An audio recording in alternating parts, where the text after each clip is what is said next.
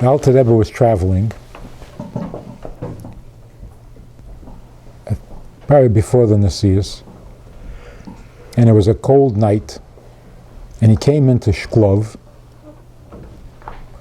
which is a big Misnagdishi city with many Lomdim, and he walked into the Beis Medrash and walked over to the fire, to the oven, to warm up. All day in that Beis Medrash, the Lomdim had been trying desperately to understand the Gemara. A Gemara in Erchen. And they couldn't come up with a good explanation. There was one Gaon Gadol who learned in that Beis Medrash, who was a chaver of the Vilna Gaon. And the people would never bother him with their questions because he was way above their level. But after a whole day of trying to figure out this Gemara, they decided that they have no choice but to ask Rabbi Yosef Kolbei if he could give them the explanation. So they went over to him and they asked him, and he gave his pirush. He noticed while he was talking that this guy who came in from the cold, who was standing by the oven, made with his shoulder like, not such a good pirush. So he got very curious. Somebody's disagreeing with him. So he went over to the Alter Rebbe and he said, "Von wann is a junger Mann?"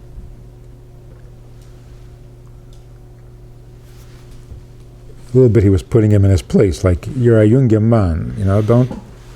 So where are you from? So the Alter Rebbe said, "Dasa de Shaila me ayin bosa." You're asking me, me ayin bosa? Yeah, that does the Shaila me ayin bosa. So Rabbi Yosef Kolbei said, I'm translating it into English, Rabbi Yosef Kolbei said, "Don't play games with me, I have no time for this."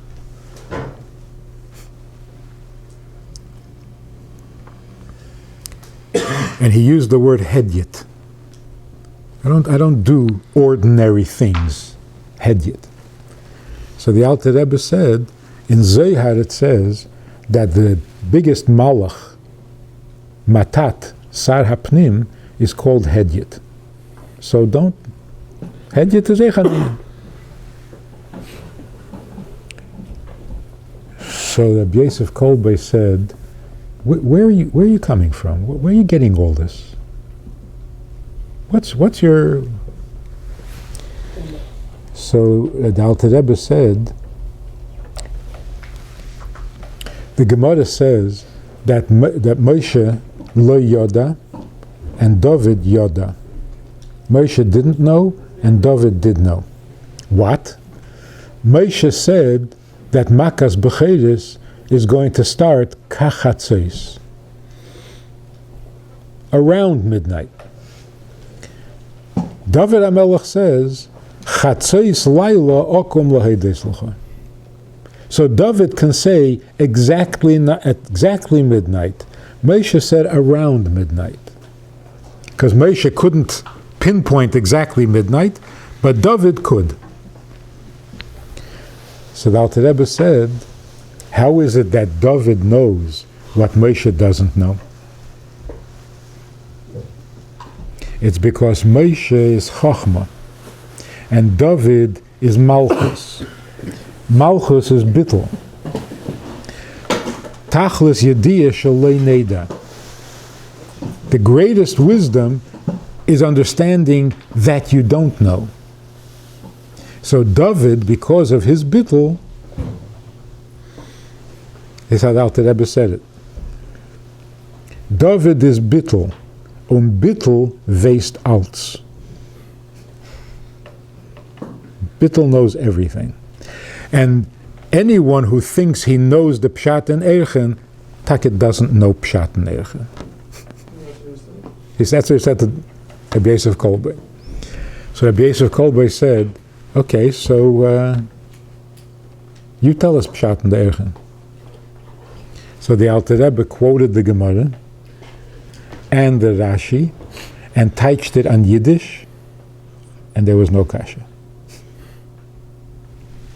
That's the story the way it's told. Actually, only half the story is told, because, it's a little controversial. The way the story is told, the Rebbe told it on tapes, the Meiser Rav, you can hear the story. The Alter Rebbe came in, he was standing by the fire, and they came over to him and asked him Pshat in the Gemara, and he said the Gemara Baal Peh word for word, and there was no shaila. But that whole conversation, they left out. What is the point of the story? How did the Alter Rebbe know Pshat in the Gemara? What does it mean there was no kasha? What was that, a nes? A mephus? These guys were geniuses. Rabbi Yosef Kolbe was the genius of geniuses. They had a kasha. Worked at it all day long. The Alter Rebbe quoted the Gemara, teached it in Yiddish, and there was no kasha. What are you telling me? A mephus?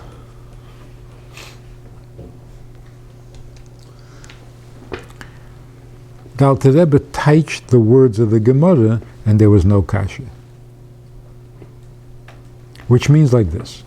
There are two ways of learning. One way of learning is, you have seichel, you read a statement, explain it. Use your seichel to explain what you just read. The result is, you make up a pilpul, you hakat shainik, you make connections that don't belong, that never... It's your seichel trying to explain the Gemara. The Alter Rebbe showed them another way of learning. When the Gemara says something, it means the Gemara is telling you. Why do you have to use your seichel to explain the Gemara? Let the Gemara tell you what it's saying. Take the words. You'll understand. Because the Gemara will tell you what it's saying. You don't have to tell the Gemara what it's saying.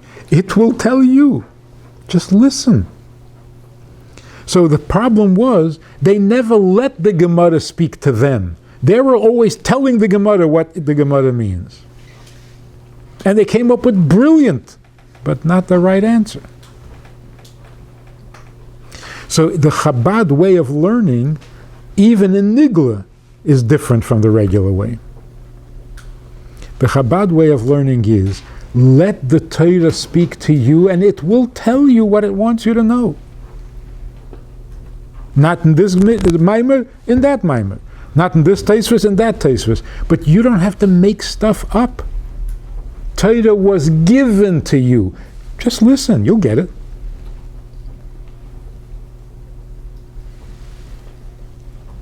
That's why in Chabad, the style of pilpul was not encouraged.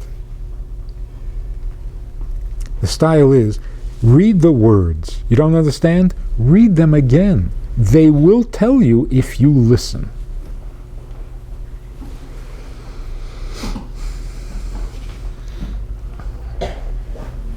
Certainly in a maimer, and even more so in a sicha, where the Rebbe is literally trying to explain it to you, if you just listen, the Rebbe will explain it. You don't have to be a chacham, you just have to be a Talmud chacham.